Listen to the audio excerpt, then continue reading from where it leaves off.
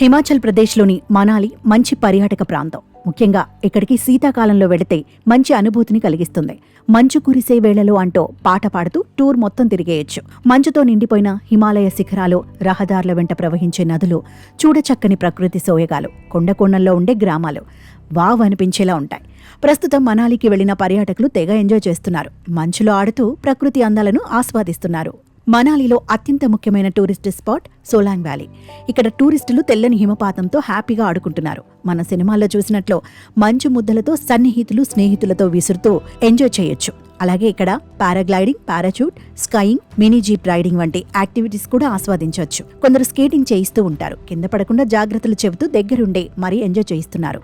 నా పేరు వైశాలి. మేము నోయిడా నుంచి వచ్చాం. మనాలికి రావాలని చాలా కాలంగా ప్లాన్ చేస్తున్నాం. కానీ మంచు ఎక్కువ పడలేదని పెండింగ్ లో ఉంచాం. కానీ ఇప్పుడు మంచు పడుతుందని తెలిసి ఇక్కడికి వచ్చాం. మంచు కురిసే దృశ్యాలు చాలా బాగున్నాయి. వాతావరణం అందంగా ఉంది. చాలా మంది పర్యాటకులు వస్తున్నారు. ఇక్కడకు రావాలనుకునే వారు 8 నుంచి 11 గంటల మధ్య వస్తే అధికంగా కురిసే మంచును చూడవచ్చు. మంచి సీనరీ ఉంది. కొండలన్నీ దాదాపు మంచుతో కప్పబడి ఉన్నాయి. చెట్లు కూడా చాలా అందంగా ఉన్నాయి. ఇంకా ఎక్కువ మంచు కురిసే అవకాశం ఉందని చెప్తున్నారు. కుటుంబంతో వచ్చి ఆనందించవచ్చు. కొత్తగా మంచు అందాలను చూసిన వారు మైమరిచిపోతున్నారు. చిన్నతనంలో నుంచి ఉన్న కోరిక తీరడంతో ఎగిరి గంతులేస్తున్నారు. ఫ్యామిలీతో ఆనందంగా గడుపుతున్నారు. కొత్తగా పెళ్లైన వారు సందర్శించేందుకు మంచి ప్లేస్ అని చెబుతున్నారు. నేను అలీషా పటేల్. మేము ఇప్పుడు మనాలిలో ఉన్నాం. మేము కర్ణాటక నుంచి వచ్చాం.